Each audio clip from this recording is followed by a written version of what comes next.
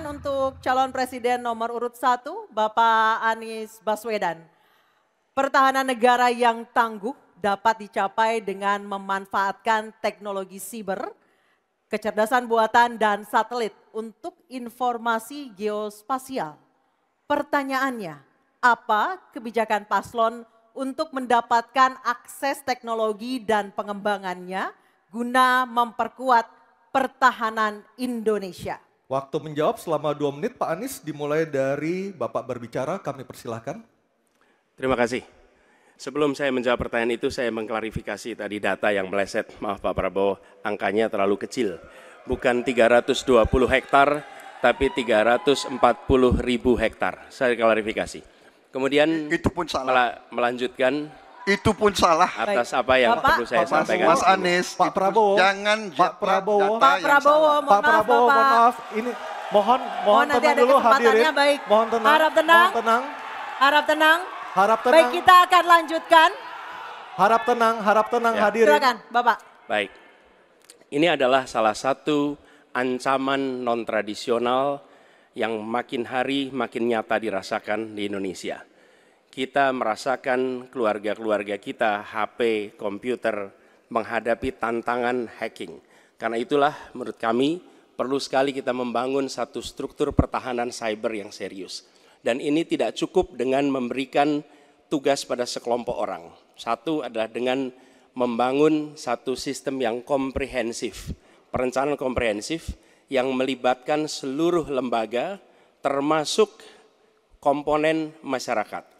Yang kedua adalah pengadaan teknologi-teknologi terbaru.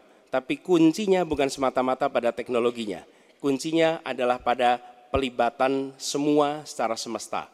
Yang ketiga, yang tidak kalah penting adalah mekanisme untuk merespon balik apabila terjadi kondisi serangan.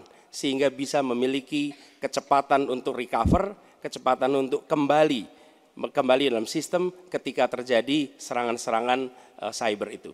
Jadi menyusun ini, satu adalah melibatkan secara komprehensif, yang kedua menggunakan teknologi terbaru, yang ketiga sistem recovery yang cepat. Terima kasih. Baik, terima kasih Pak Anies. Kami persilakan kepada calon presiden nomor urut 2, Bapak Prabowo Subianto untuk menanggapi calon presiden nomor urut 1 dengan waktu 1 menit saat Bapak berbicara akan dimulai. Silakan Pak. Ya, sekali lagi ya saya berpandangan Pak Anies juga terlalu teoritis, semuanya bagus, indah, tetapi yang nyata tentang masalah AI, cyber, teknologi tinggi dan sebagainya adalah sumber daya manusianya, awaknya. Saya begitu jadi menteri, saya membentuk 4 fakultas baru di bidang sains, teknologi, engineering, dan mathematics. Kita menyiapkan putra-putri kita terbaik untuk menguasai teknologi, untuk menguasai sains, untuk menguasai artificial intelligence, untuk menguasai cyber. Bukan barang yang kita beli, kita harus kuasai know-how-nya, kita harus kuasai sistem yang harus kita pegang. Dan menurut saya itu adalah inti daripada masalah. Tidak hanya bicara-bicara yang baik-baik saja. Waktu sudah habis Pak Prabowo.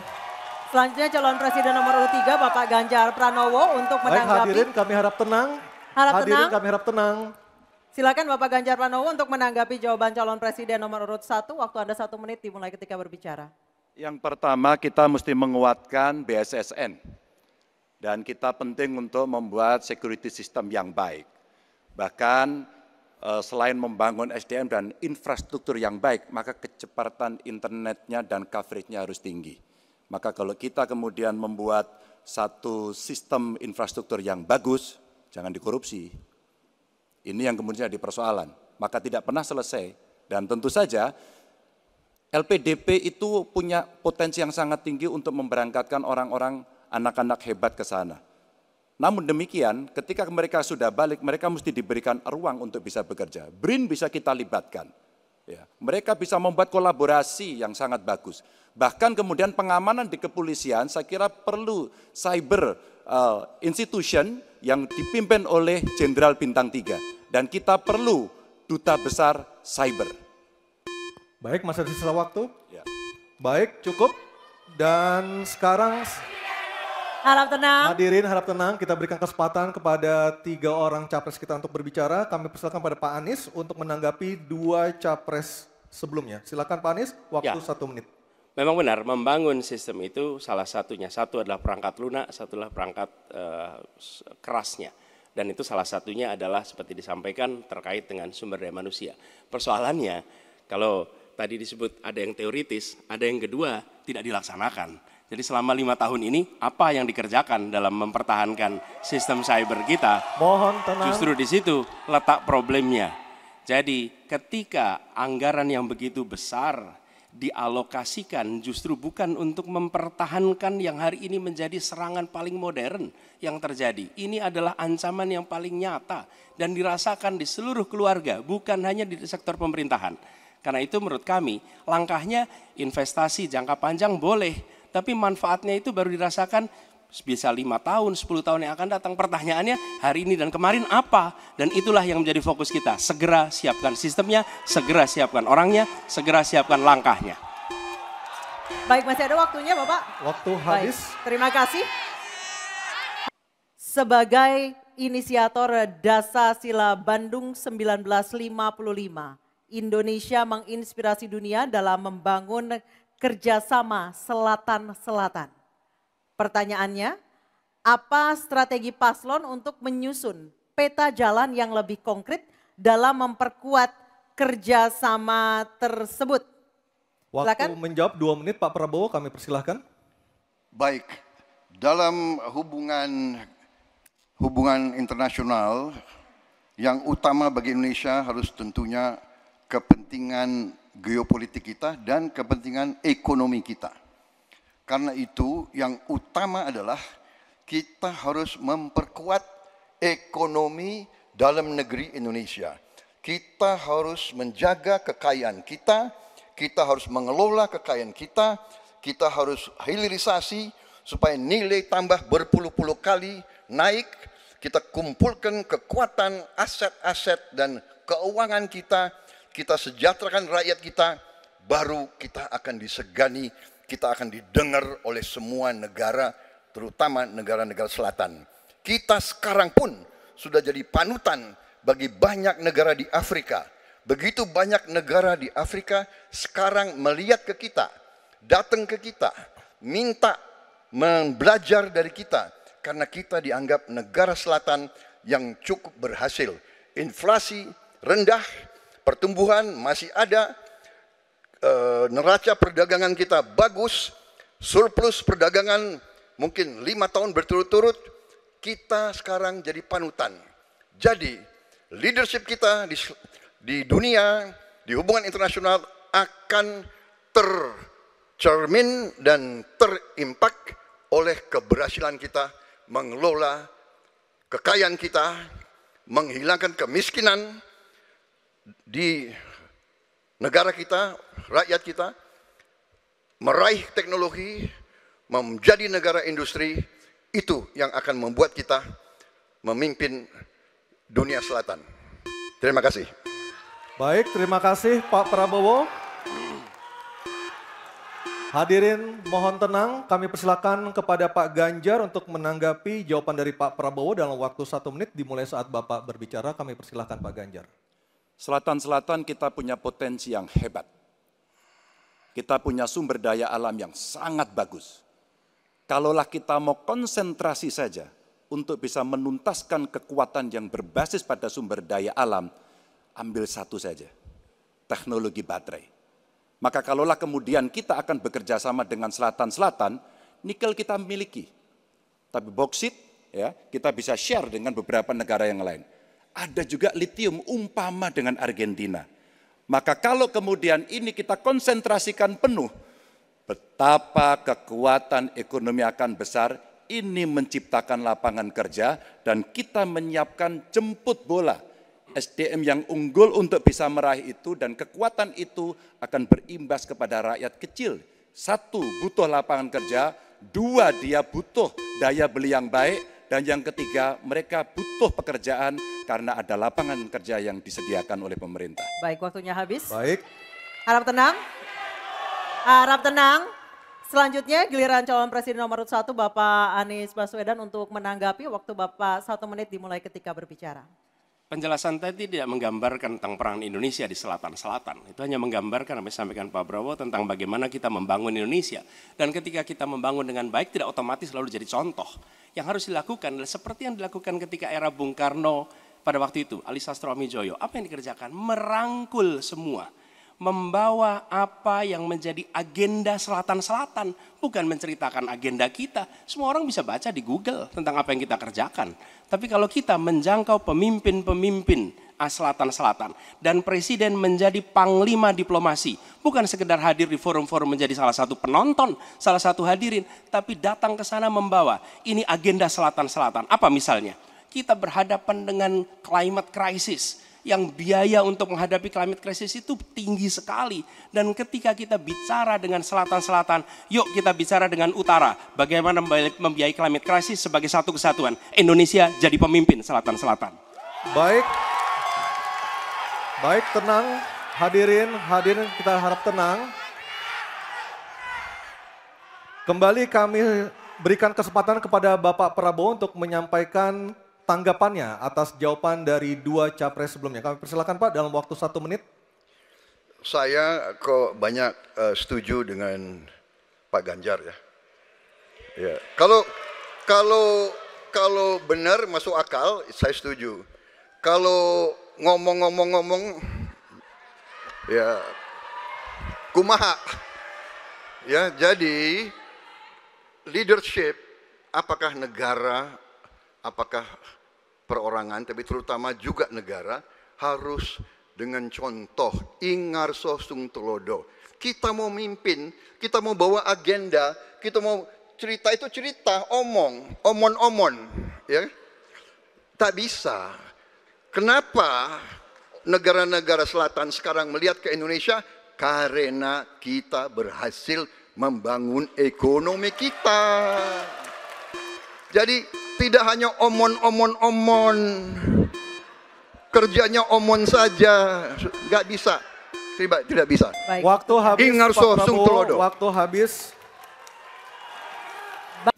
Baik, ini adalah pertanyaan untuk calon presiden nomor urut 3 Bapak Ganjar Pranowo. Kewenangan institusi di sektor keamanan sangat penting namun masih terjadi tumpang tindih. Pertanyaannya, bagaimana komitmen paslon terhadap penataan institusi pertahanan dan keamanan? Terima kasih. Membereskan yang tumpang tindih. Dan itu harus dimulai dari pemimpin yang punya komitmen untuk membereskan. Siapa dia? Pemimpin tertinggi, Presiden. Maka kalaulah kemudian kita bicara pertahanan yang ada di laut, maka sekian lembaga yang ngurus laut mesti disatukan dalam sebuah wadah Coast Guard. Ketika kita bicara keamanan dan tumpang tindih, maka keamanan wilayahnya ada di kepolisian. Saya mengapresiasi umpama dalam konteks terorisme, 2023 relatif tidak ada. Kita berikan apresiasi itu kepada kepolisian. Ketika kemudian terjadi pada situasi belahan Indonesia yang lain yang membutuhkan, katakan bantuan dari TNI, maka disitulah kemudian on call mereka. Kami butuh bantuan, maka dibantu. Tapi pada sisi yang lain, pembenahan yang tumpang tindih ini, di daerah sebenarnya juga bisa disupport agar keamanan bisa berjalan dengan baik. Siapa mereka pelaksana di daerah? Forkompimda. Kita tidak pernah membiarkan situasi negara diurus oleh pusat saja. Kita mesti mengambil inisiatif karena peran-peran sampai tingkat lokal itu ada. Bahkan tokoh masyarakat, tokoh agama mesti kita lakukan. Maka seluruh yang tumpang tindih dari sisi regulasi, 1 perlu harmonisasi, 2 perlu sinkronisasi. Dan pada tingkat tidak ada keputusan, maka pemimpin tertinggi harus berani mengambil keputusan itu. Sehingga tumpang tindih yang selama ini selalu saja menjadi perdebatan yang tidak ada hentinya, maka diselesaikan di meja presiden. Dan itu saya kira sikap yang paling jelas untuk membereskan persoalan ini. Apapun dalam konteks eksekutif, maka pemimpin tertinggilah yang harus mengambil keputusan. Kecuali kita mesti berbicara dengan DPR maka kita akan duduk bersama untuk membicarakan secara regulatif. Waktunya habis. Baik, terima kasih Pak Ganjar. Ada waktunya, harap tenang. Kami persilakan kepada calon presiden nomor urut 1, Bapak Anies Baswedan untuk menanggapi jawaban dari Pak Ganjar dalam waktu 1 menit. Kami persilakan Pak Anies. Menurut hemat kami harus dirumuskan apa tantangan dan ancaman keamanan Indonesia di tahun-tahun ke depan. Dengan itu dirumuskan, maka kita tahu apa ancamannya. Lalu dari situ kemudian kita lihat bagaimana badan-badan yang selama ini ada diatur untuk merespon atas tantangan itu. Kalau kita hanya menata ulang tanpa memikirkan apa ancaman barunya, maka kita tidak lebih dari sekedar menyelesaikan urusan organisasi. Yang sesungguhnya dibutuhkan adalah bagaimana organisasi itu diatur untuk merespon tantangan. Jadi nomor 1 rumuskan itu. Kemudian yang kedua, yang tidak kalah penting, libatkan semua unsur yang terbiasa di dalam menyusun ancaman tantangan organisasi. Sehingga kemudian penataan organisasi badan-badan bukan semata-mata karena selera pemimpin, tapi karena merespon atas ancaman itu. Dengan begitu penataannya akan sesuai kebutuhan. Terima kasih. Waktu 1 menit sudah habis. Baik ya, sekali lagi saya harus mengatakan, saya kok banyak sependapat dengan Pak Ganjar. Jadi benar tumpang tindih harus diselesaikan oleh pimpinan tertinggi dan itu saya kira bisa ya. Tapi benar saya juga harus mengatakan kita harus apresiasi prestasi TNI dan prestasi Polri dalam menjaga pertahanan keamanan, dalam mengatasi berbagai peristiwa-peristiwa yang pelik. Harus kita akui, menghadapi terorisme, bom Bali, Peloso dan sebagainya. Untuk itu saya kira kalau saya dapat mandat, saya akan perbaiki kualitas hidup TNI, kualitas hidup Polri, memimpin supaya TNI dan Polri menjadi yang terbaik yang bisa kita bangun.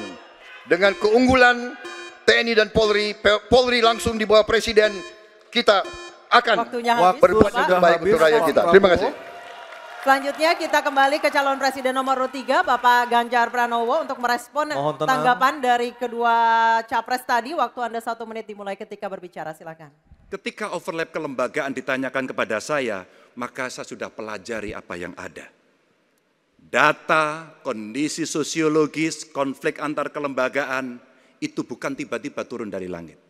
Karena kami sudah baca datanya, kami melihat prakteknya, pengalaman kami 10 tahun di DPR dan 10 tahun di gubernur, cukuplah sudah untuk membuat analisis kondisi sosiologis yang ada. Maka tidak perlu lagi kita akan mengundang lebih banyak orang untuk meneliti starting from zero. Ini starting from the end. Dan kemudian kita mesti memutuskan cepat. Maka kalaulah kemudian seluruh data itu sudah ada di kepala kita, sudah tertuliskan dengan baik, maka yang diambil adalah keputusan karena kita punya konsep untuk memutuskan itu. Kecuali kita blank dan kita tidak pernah tahu dari mana Anda akan memulai. Karena saya tahu dari mana itu memulai. Terima kasih. Baik, terima kasih Pak Ganjar.